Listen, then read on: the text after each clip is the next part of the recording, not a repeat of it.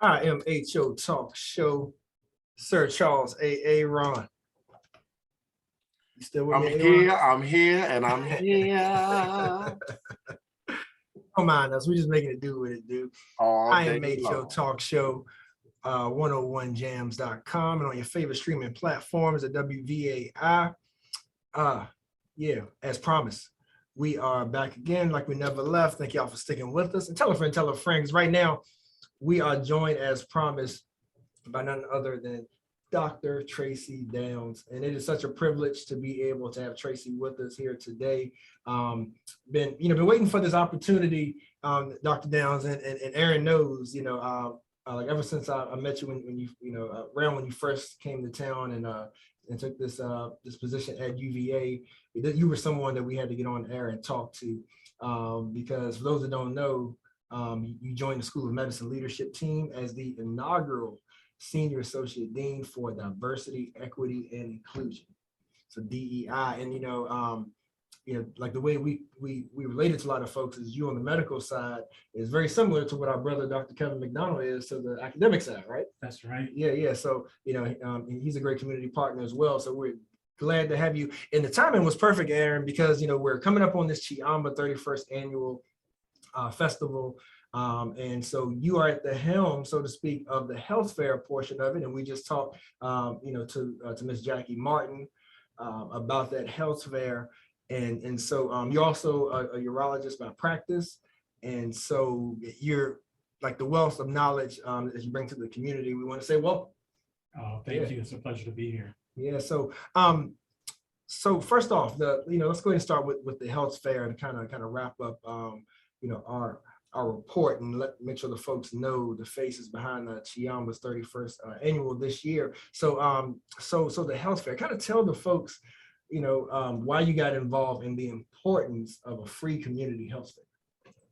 Yeah, the health fair is really big, and it actually predates me. Right. And I think when I came here, everyone was like knocking, calling, texting, emailing, saying you got to get this thing going again. And it's got a long history. And it's our moment to come together collectively as a Black community here in Charlottesville, and to help each other.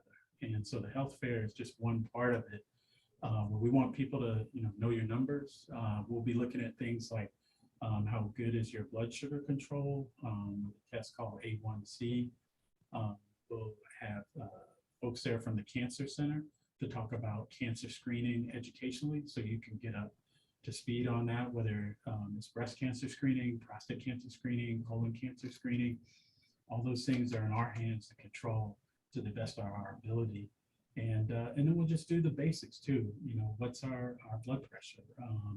How about are we overweight, or can we lose a few pounds? I know I can, all of us probably can. What can we do in terms of exercise, things to stay on top of our physical health. So it's a time to kind of be introspective, but also to be proactive and also to celebrate. So there'll be some fun things in addition to the health fair. So I hope everyone comes out. It's a good time. Yeah. And the health fair is the first part of the day, I believe, as far as the festival at the beginning. So I believe that'll be about like 10 to 12 would be the best time for you all to come through and to get things checked, and to be some healthcare professionals that can continue to help us along the way with our healthcare. And so, so that's definitely a part of that community engagement. So I have to ask, with the diversity and community engagement with that office, was it something that you saw in Charlottesville that attracted you to that position, or something at UVA, to where you feel like that, being a part of DEI at the University of Virginia, like what did that mean to you? Like, how were you attracted to that position? Yeah, I really appreciate that question. And as someone who, didn't, I was born in Virginia, so I was actually born in Portsmouth. Okay. And so in some ways it's kind of coming back full circle, but as someone who was outside of Charlottesville when those events happened in August of 2017, it was, it was probably a place at first you were like, man, I don't know if I want to go there. But as the events we've seen with the murder of George Floyd and others, I think our ability to respect each other and to value each other is incredibly important. And so I almost feel like I was called to run here to Charlottesville to be a part of the great things that are going on to change the tide around diversity, equity, and inclusion. And, UVA has been a leader in a lot of different things, educationally, academically, in the health system. And so I want to be a part of the goal. And one of those is recruiting great people here, like Jackie Martin, That's right. other people, Melody Pinnell, who are in my office, and then working alongside other people who've been doing this work for a long time, Dr. Greg Townsend, Dr. Tyson Bell, Leah Baird, who's in the diversity office, and then Tanya Fredericks, who is administrative assistant. So there's a lot of great folks here. And so I think it's our time, it's the moment to move and mobilize together. Yes, that is very well put. It's like, so with knowing that, coming here, did you have any ties to UVA itself in Charlottesville beforehand? I did not. Okay. Just knew of the great work that was being done here. Gotcha. I did not have any ties. Gotcha. So like, since you started then, like what, like how have your goals changed? I guess, like, what were sort of your main community goals, maybe top 1 or 2 coming in? And then since you started, like, has that, how has that changed? Like, what do you see us facing the community the most that you really would want us to be, most aware of or want us to address? Yeah, it's complicated, right? How to go about this, because you could go at everything and maybe be unsuccessful. And so I think as we've kind of been narrowing down our focus, and it's important because we're doing a strategic plan within the health system, a 10-year strategic plan where we're going to put kind of resources behind to move the needle forward. And so one of the key things is that we've made community and health equity a pillar. So in our strategic plan, most academic health systems have research, education, clinical care, and they kind of have the community on the side. We're bringing the community right here in the front and center, like all of those other 3 areas. And so what we really want to do is probably identify certain neighborhoods within the Charlottesville and Albemarle County areas that are at the highest need, and then to invest resources in those communities. Most of those things will be around social determinants of health. So that could be everything from food deserts, can be things from employment, can be from job training. We really want to go at it from a multi-pronged approach so that we can deliver on healthcare. And like Greg Winston would say with the NAACP, access in terms of improving access to healthcare. So we really need to increase people being insured so that they can get the care and do a better job when they come to UVA, whether it be in our ambulatory setting or our emergency rooms. I'm aware of things just like probably many are or may have experienced themselves, in terms of sometimes we don't put our best foot forward and we actually treat people rudely. And so that'll fall under my umbrella to help us, get aligned so that we can be a place people want to come at UVA and kind of change that narrative around how we treat our community. Yes, that's a big undertaking. Yeah, it's a big undertaking. What you got, Aaron? So, and actually, Dr. Downs was actually answering some of my questions as I was talking. And we've actually had other diversity and inclusion professionals on our broadcast previously. I have friends that are in the business and that have been in the industry for a while. But one of the things, Dr. Downs, that many of them tell me when they start to get in and they start to do a lot of digging, organizationally, they start to figure out that these people are not serious about helping Black people. And so one of my questions for you, and then I have another question, is that how responsive has we're just going to ask, how has UVA been to you in reference to some of the demands? Because we're gonna call them demands today. Some of the demands, some of the things you want to institute, and how open, not only how open have they been, but how receptive have they been in really instituting? Because I think one of the things that we have a problem with is that it becomes a smoke screen. And it's all good when something happens to George Floyd, But when we actually have to institute these policies and actually start putting together programs for Black people, all of a sudden everybody forgets where the money is and how to get to it. And so we're trying to figure out, just ask you, how has the reception been for you? Some of the things you want to institute, and how has the university and how's UVA treated you as a whole? Yeah, Aaron, I appreciate that question, and going right to the heart of it. I feel that UVA has treated me well, and I feel supported. I think our leadership structure is good. I report to the top of our health system, Dr. Craig Kent. And then also in the med school, I report to Dr. Melina Kibbe. So when you look, people have actually published PhDs on what would be called organizational structure or hierarchy around like what makes a diversity officer effective versus what can kind of take the legs out from that person. Right. And so definitely in the Commonwealth, as I've talked with other folks, I'm well positioned to have those reporting mechanisms with the budget, with the team, and things to move forward. So now, like you said, right, there's a heavy lift. And so, do we have that appetite? Do we have that focus? And part of that's on me to continue to, I feel like I'm a translator, right? I have to be able to understand what the community is telling me. And then I need to be able to translate that to the senior leadership about, in a way that they can understand and move forward. And so I feel like I live in these two worlds at times, and trying to be effective in both worlds is going to be the hard and challenging part. But it's worth it, and it's what I know what I signed up to do and to be a part of it. And then again, recruiting key people, like a Jackie Martin and others who know the community, who grew up here, who've been here, who can inform me and others. And my leadership style is not one that I need to make the call on everything, or need to, I can listen just as good as I can kind of speak on which direction to go into. And so again, I need to listen well to the community. And Jackie's just one of those many voices. Yeah. And like, what about the city? How's the reception from the city been? Or you may still be getting to know folks, of course, but but as far as, and when I say city, like that includes our listeners, like when it comes to community engagement, like how can we help, right? To our listeners in the city and around the city. Some folks may work here, may not live here, right?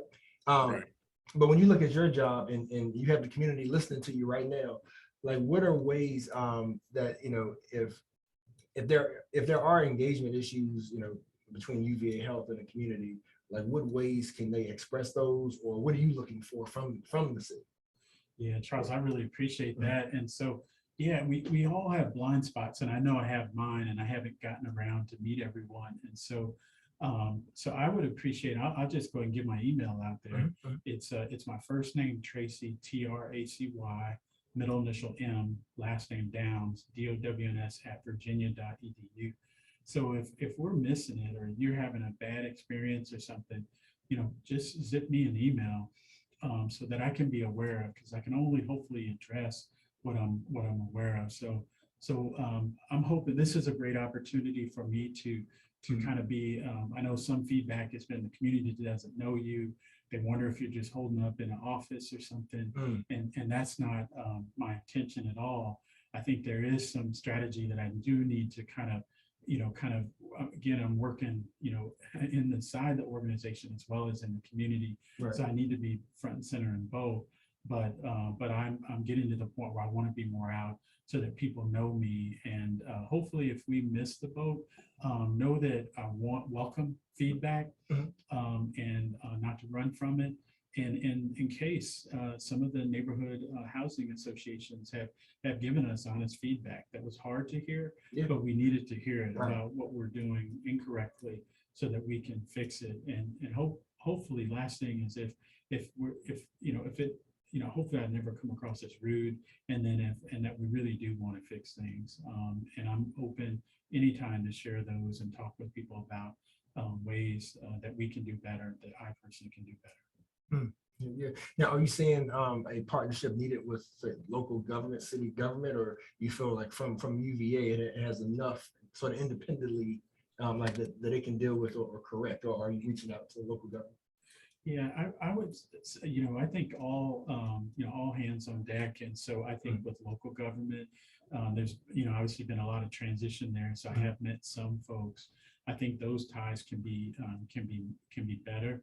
I would say things in terms of our diversifying our workforce and making sure that the physicians and nurses and nurse practitioners, physician assistants, all the professionals that are providing care are more diverse. That is going to be a different strategy in terms of maybe it's with Black Seville and through our conversations, Charles, about how do we help people who don't know Charlottesville see that there's actually a live, vibrant Black community here, and they can start to see their lives and their kids going to school and where they're going to go to church and kind of socialize. So those are different approaches. But I do feel that with the civic engagement around workforce development is really critical for me to build those bridges too. Awesome. Good stuff. Family, we are talking to Dr. Tracy Downs of the University of Virginia, and Seville, you know how we do. It's another great contact for y'all to have. He gave his email to y'all, Seville. The man came on air, Aaron, and we gave his email. So take it seriously. It's UVA Health inaugural Chief Diversity and Community Engagement Officer. I got a question. What in the world? Who let Razor in? Who let Razor in? It's me, Jesus. Aaron, who in the hell left the gate open? Get your hand out of my pocket. Dr. How you Downs, doing, this Mr. is Downs? another one of our co-hosts, Razor, that's joining us. He was supposed to be in today, but he got caught up working. So, but glad to have him. What you got, Razor? Hey, Mr. Downs, how you doing? First off, thank you for coming. Oh, thanks for having me, Razor. Glad to be here. I got a question for you though, right? Yes, sir.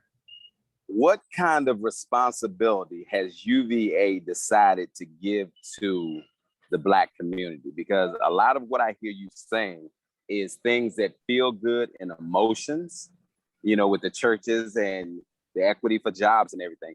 But have they sat down and actually said, okay, we're going to donate a certain percentage to the community, or we're going to give a certain dollar to people? Because one thing that we like to say is we miss Black Wall Street. Well, in this town, our avenue to wealth is UVA. So have they actually sat down and gave a dollar figure and then we divide that up? Or is it more, and I hate to say it, just smoke and mirrors? Yeah, no, now I know why they call you the Razor. You cut deeply, you cut sharp.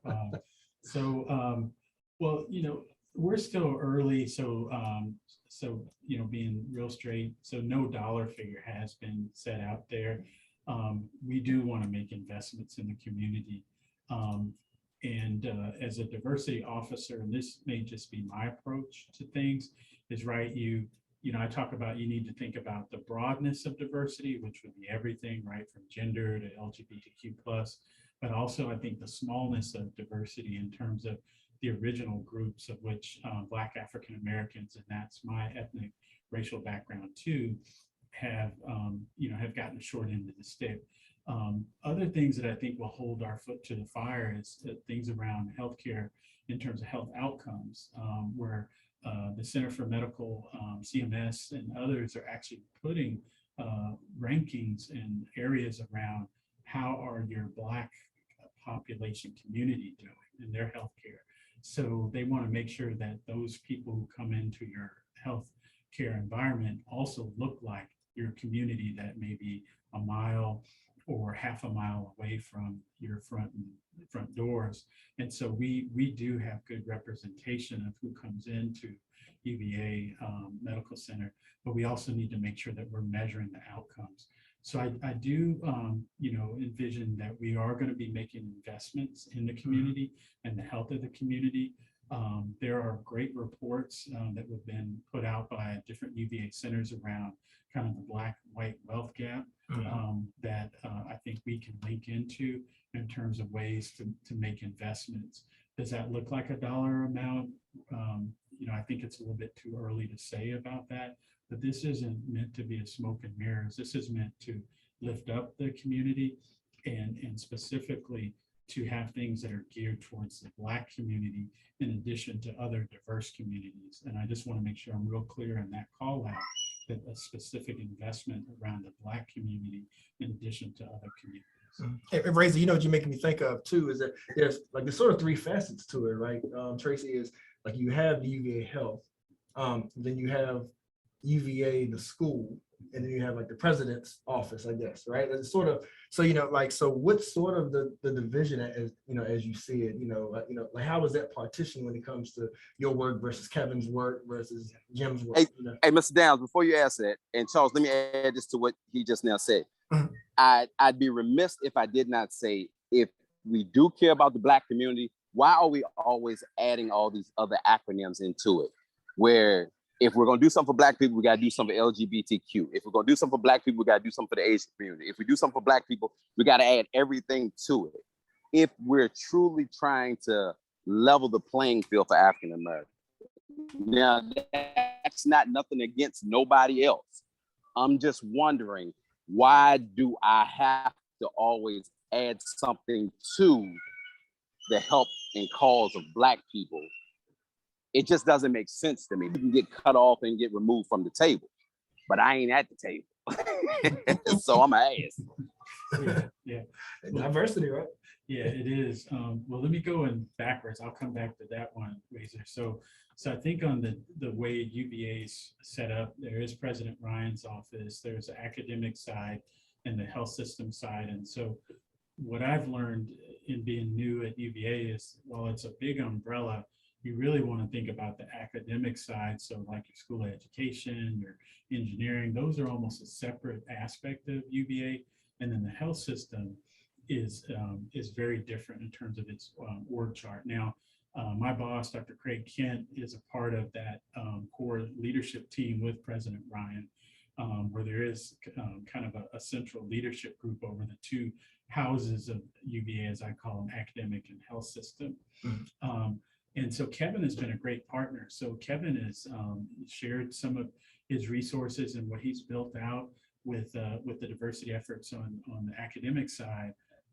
And we work really well together. Actually, I indirectly report to Kevin, and he's a gentleman, very smart, has been at this work for a long time. So I don't see it as competing. Now on that great and good promise that President Ryan has raised, again, these are my thoughts about being a great university and a good neighbor. In many ways, when the community sees UVA, their experiences are not in the classroom with 18, 19-year-olds. It's actually when you go to work there. It's probably when you go to receive healthcare from there. So in some ways, I think the health system may be the group part of UVA that at least first is able to be that good neighbor. So I think we need to take that to heart. Now, back to Razor's part about, why do we need to think about everybody? And,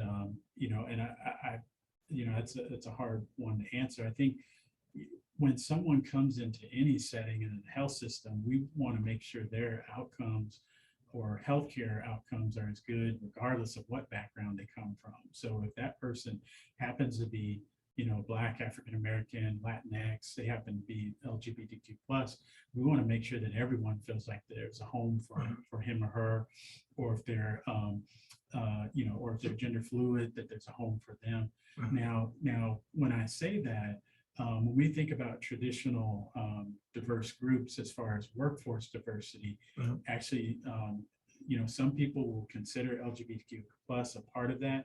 Traditionally, the American Association for Medical Colleges does not in their first definition. So I still follow that very mindfully. So while in a diversity role, I need to think of the big collage of everyone. I don't have the luxury to just say I'm 100% in for Black people, and I don't have to think of other people. I actually do, right? As a doctor, I can't say that, I'm good with with the brothers, but not with the sisters and not with anybody else. That wouldn't be cool. But I think in thinking about those things, I'm very mindful that as this diversity gate or opens up really wide, the same things that if we do it, if we're not mindful of the groups that have been marginalized and forgotten and not at the table, then what happens is they still continue to not be at the table and to not make any advances. So that's on me to make sure that there are programs and initiatives that are specific to each community and specifically in the Black community and African American community. And I think that's where some of the different reimbursement systems that are set up around UVA Health and other health systems, folks getting paid, they are calling out, well, how are you doing in terms of Black people, not how are you doing in terms of LGBTQ plus people or other people. They are calling us out in terms of being excellent in that domain. And so those are important to us to excel in that area too. I hope that kind of does my best to answer those questions. Yeah. And I think to his point, his main thing was when you have so many groups that consider themselves, the makeup of diversity, inherently one group is going to feel shortchanged sometimes. So for you to balance that is tough work for sure.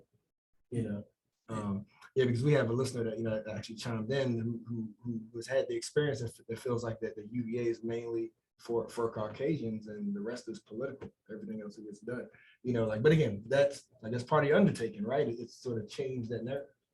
It is, and I'm sorry that person feels that way, and I could see why you feel that way, and we see it whether it be patient experiences, and we know this isn't just a UVA phenomenon.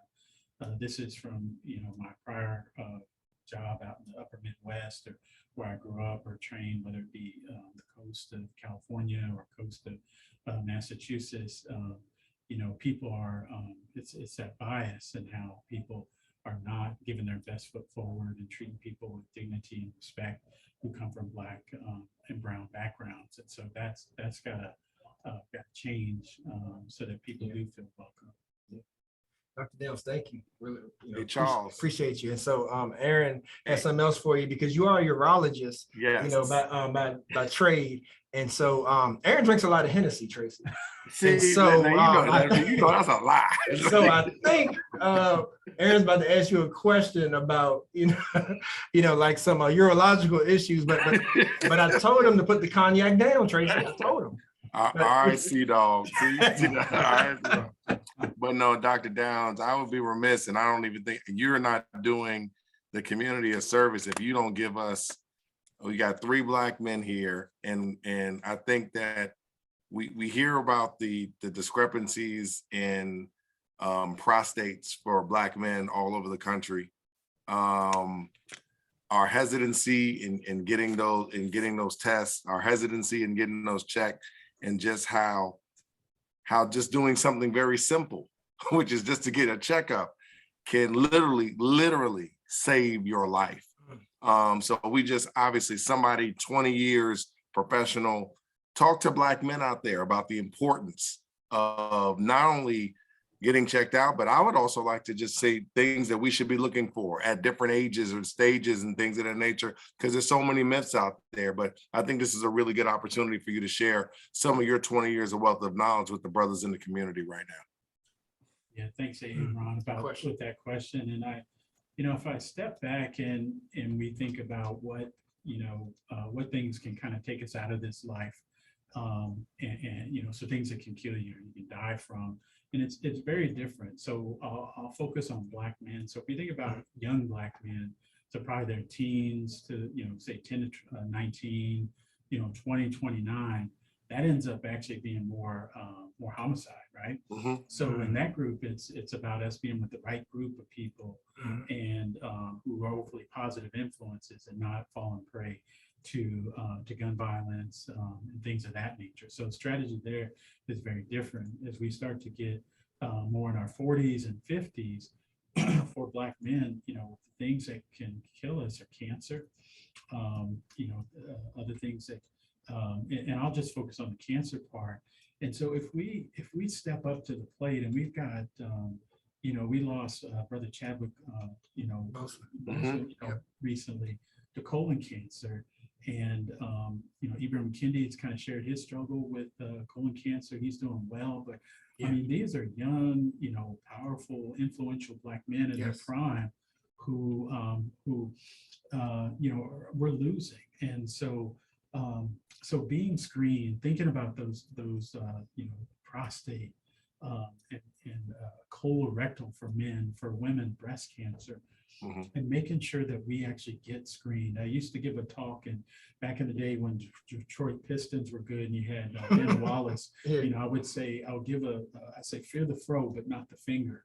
And what I meant by that is the rectal exam is not that bad, and it's pretty quick. And the reason we do it is because sometimes we feel something on that exam that a blood test doesn't tell us. And so for us to kind of, and the more Black men I've spoken with, and the word on the street around Black men is, oh, you know, they don't want to take good care of their health, or oh, they're not interested in you know, prevention. And the more I've been around many Black men, I found that that's the opposite.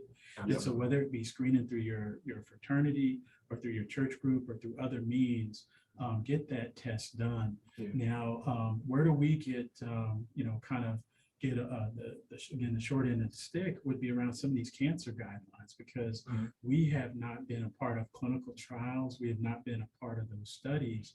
And so back in the day, this group that grades prevention gave prostate cancer screening a grade D.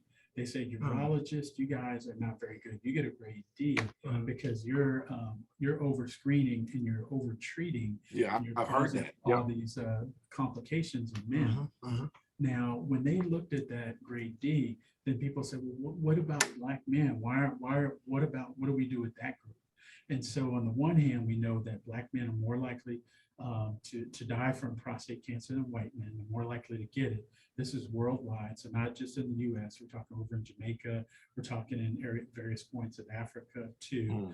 And so we know all this information. So more likely to get it, more likely to not get the right treatment, so not get surgery, or when you do get surgery, not get the appropriate surgery.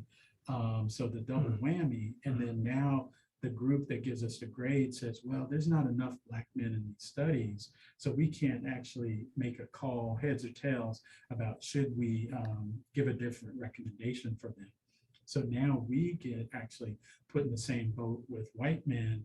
We don't get screened appropriately, and then we fell further behind the 8 ball in terms of our outcomes. But there's enough data now to show that actually you cause more benefit than harm in screening for all men, and the men that benefit the most is actually Black men. Right. So there's enough data out there to say the next time the people come up to try to give the grade and they say, what about Black men? There's enough data to say you got to think of us separately, going back to Razor's point about being at the table now in that fashion. And then for us to consider when there are clinical trials, we need to show up, because all the data out there is on different ethnic, racial groups than us. And it may be that we would actually do poorly with standardized treatment in terms of different medications, because we just haven't been studied well enough. And so we've got to juggle that between, wait a minute, are they experimenting on me and trying to treat me poorly? And we know Tuskegee and all those other things, but also having trusted faces, hopefully like myself and others, to say, I got your back, brother. I got your back, sister. I'm not going to let people treat you wrongly. And this could be a trial that would benefit you. So then we don't get shortchanged on that end too. Now, lastly, because the one thing I heard missing from all that wealth of knowledge is one, let me start by saying, like, I know that everyone should have their own PCP, and they should cater their care, right? But if there was one thing, speaking of people of color, about lifestyle change to help our outcome, urologically, like, what would that one thing be? Yeah. So can I make it 2? Sure. Make as many as you want. Hey, give me 3. Hey, I told you, Pastor Cavassier. I told you. Yeah. So I would, so urologically, get your screening test. So when you hit 45 as a Black male, you need to start thinking about getting the PSA. Now, some of the guidelines may say 50, but you need to have that conversation with your primary and say, I want to be around 45, and then get that sucker every year. So you know what your baseline is. And then if it goes up, if it's a worrisome up and you need to do something, but track it early and often. So I would say that. And then the other thing would be just, what can we do in terms of kind of our overall health, in terms of eating healthy and then exercise. So if you just think about what is a diet that would be good for our heart, is good for every other disease that could happen in your life. And then also just 3 days a week of just doing some exercise. It could just be as easy as walking for 30 minutes, and make those commitments to yourself. And while, I say, while we're all studying disparities and trying to eliminate those disparities, I remind myself, don't get so caught up in doing that work that you don't invest in yourself and now be the disparity, because you're not eating right, and you're not putting some, doing your exercise and doing those things that are stress-free. I mean, if they had exercise and they could put it in a bottle like medicine, it would be better than everything. And it also cost a lot more money. So those things we can do. So invest in yourself, because especially for Black men, we're leaving this planet way too early. Yes. And we need to be here, for the long haul, for a lot of folks that are relying and dependent on us. That's right. All that free game, Aaron. Hey man, he's spitting that hot fire. Die. People better appreciate it. But Yes, so sir. Dr. Downs, I don't know if you expected all that, but we appreciate it. Oh, I did not expect all that. Yeah, We but I do appreciate appreciate it. Yeah. Like when our listeners hold us accountable. Yes, You see, sir. people will call in, they'll message, because if we let you go without asking certain questions, they will call us out. Oh, I So, know what you mean. yeah, but you have a community partner here with us. Anytime you need these airwaves to reach the folks, feel free to let us know in any way that we can further the engagement of UVA Health when it comes to caring for the community and bettering the health outcomes of our community. Please let us know. Oh, I appreciate it. Thank you. Thank you. All Thank you you. all are doing for our community, Thank you. and keeping it real. Thank you. Appreciate it. Ladies and gentlemen, we were just joined by Dr. Tracy Downs. Also, reminding us about the Chiamba Health Fair. Remember that last Saturday of July, as always, the Street Festival is back. The 31st annual. And remember, starting at 10 o'clock, you will be able to have a free health fair. And as we also said, you have a urologist right here within Dr. Downs, and just a wealth of knowledge, looking to engage the community as the inaugural UVA Health Diversity and Equity Inclusion Officer. So, family, so much game, so much free game. Aaron, as always, hope y'all appreciate it, because I know you do. So, Sir Charles A. Round, we will be right back. And remember, we have so many topics and more to address for y'all good people. And next up, we're going to be joined by Aaron O'Hare, our friend from Charlottesville. Tomorrow is a big thing right now. It's housing. So family, stay tuned. We want to hear that report. You want to hear some next steps for that when it comes to affordability right here in the greater Charlottesville area. And got a dedication, Aaron. Lord, Pastor Cavassier. After we talk to Dr. Downs, we're going to pass the IMHO talk show, y'all. All right, thank you, Dr. Downs. Thank you so much. Excellent interview, man. Excellent.